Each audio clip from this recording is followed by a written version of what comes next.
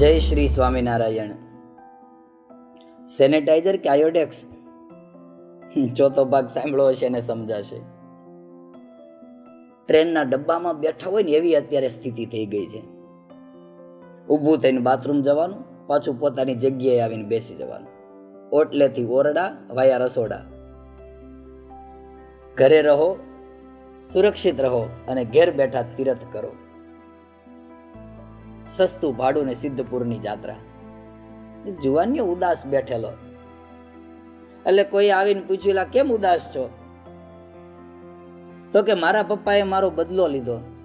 કેમ? તો કે હું જ્યારે નાનો હતો મારા પપ્પા મને સ્કૂલની ફી ભરવા માટે રૂપિયા આપતા, તો હું ફિલ્મ જોવા જતો રહેતો. અત્યારે મારા પપ્પાએ બદલો લીધો. કેમ? તો કે મેં એને 4 ધામ યાત્રાની ટિકિટના રૂપિયા આપ્યા ને બેંકોક જતા રહ્યા. ખેર, પૂજ્ય ગુરુ મહારાજ શ્રી દેવ કૃષ્ણદાસજી સ્વામીની વાતોમાં એક બહુ સરસ વાત આવે છે. સંબંધો અને સંપત્તિ મુઠ્ઠી ભરો તો રેતી છે અને વાવો તો ખેતી છે. આ દુનિયામાં તમામ પ્રકારના સંબંધો છે. ભાઈ ભાઈના સંબંધો છે, પિતા પુત્રીના સંબંધો છે, મા દીકરાના સંબંધો છે, પતિ પત્નીના સંબંધો છે, કાકા કાકી, મામા મામી, ફઈ ફુવા, દાદા દાદી, ભાઈ ભાભી, તમામ પ્રકારના સંબંધો આ સંસારની અંદર છે. પણ વાલા દર્શકો, આ સમગ્ર સંબંધોમાં સર્વશ્રેષ્ઠ અને સર્વોત્તમ સંબંધ હોય ને તો એ ભાઈ બહેનનો સંબંધ છે. બાળપણની નિર્દોષતાથી લઈ અને વાર્ધક્યની સમજદારી સુધીની જીવન યાત્રામાં આજીવન અતૂટ રહેતો સંબંધ હોય ને તો એ ભાઈ બહેનનો સંબંધ છે. એ લડે ઝઘડે રડે પડે પણ છતાંય ભાઈને બેન વિના ન ચાલે ને બેનને ભાઈ વિના ન ચાલે. એક 4 વર્ષના ભાઈએ એની 6 વર્ષની બેનને પ્રશ્ન પૂછ્યો કે બેન, પ્રેમની વ્યાખ્યા શું? What is the definition of લવ?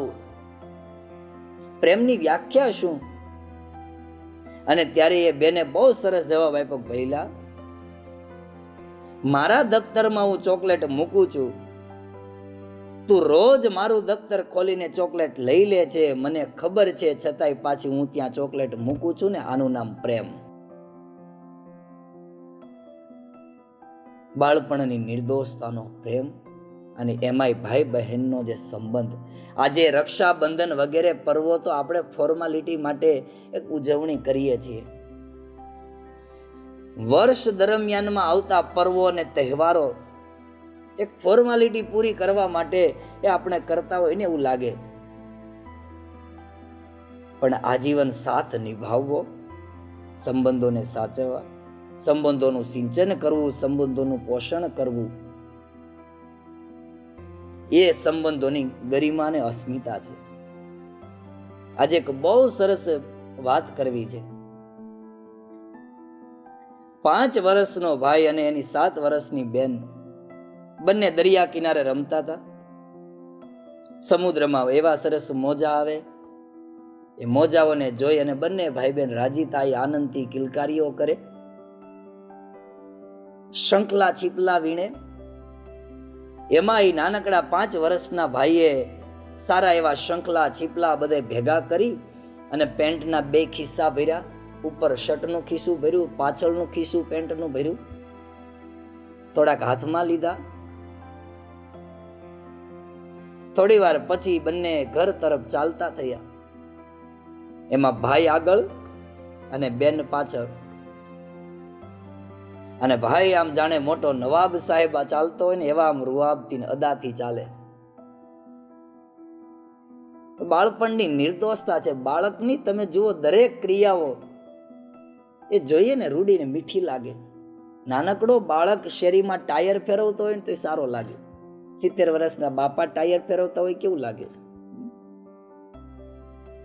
એ નાનકડો બાળક કોઈના ટાયરમાંથી હવા કાઢતો હોય ને તો સારો લાગે. આ શીખવાડતો નથી. એ 70 વર્ષના બાબા કોઈને ટાયરમાંથી હવા કાઢતા હોય તો. બાળપણ જ નિર્દોષતાથી નિર્મળતાથી ભરેલું છે. એક નાનકડો બાબલો એના દાદા પાસે ગયો. દાદાને કે દાદા આપણે 2 ટકો કરી નાખીએ. કેમ? તો કે આજે પેપરમાં હતું પૃથ્વીનો વિનાશ થવાનો છે ને એમાં 2% જ બચવાના છે, એ આપણે 2. એટલી નિર્દોષતા નિર્મળતાથી ભરેલું બચપણ. એક નાનકડો બાબલો એમના દાદીમા પાસે જઈને કે દાદીમા તમે શેરડી ખાઈ શકો? દાદીમા કે બેટા હું ક્યાં શેરડી ખાઈ શકું, હું શેરડી ખાઈ શકું એવા દાંત ક્યાં છે મારી પાસે? એટલે પેલા છોકરાએ તરત કીધું તો સારું દાદીમા શેરડી સાચવો ત્યાં હું રમીને આવું, નહીતર તમે ખાઈ જાત.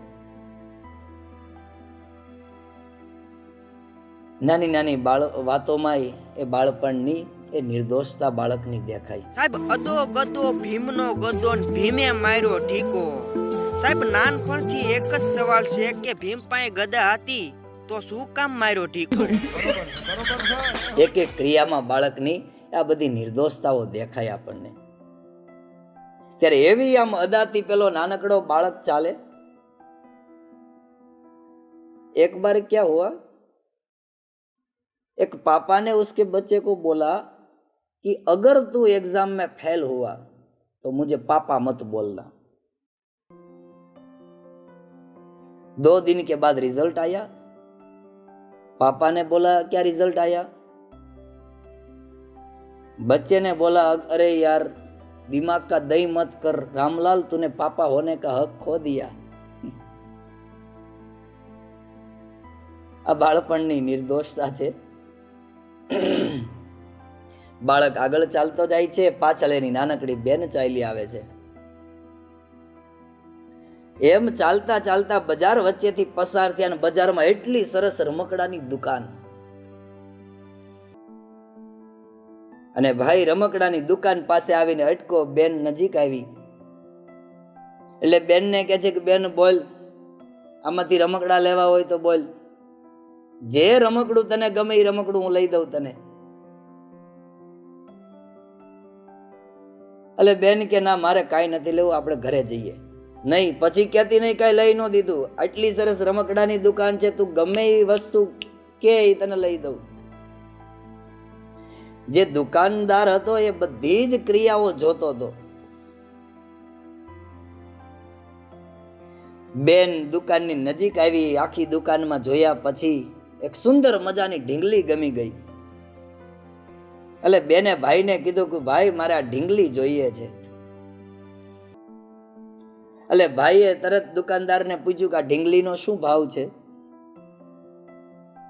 જાણે આ મોટો સાહેબ હોય એમ.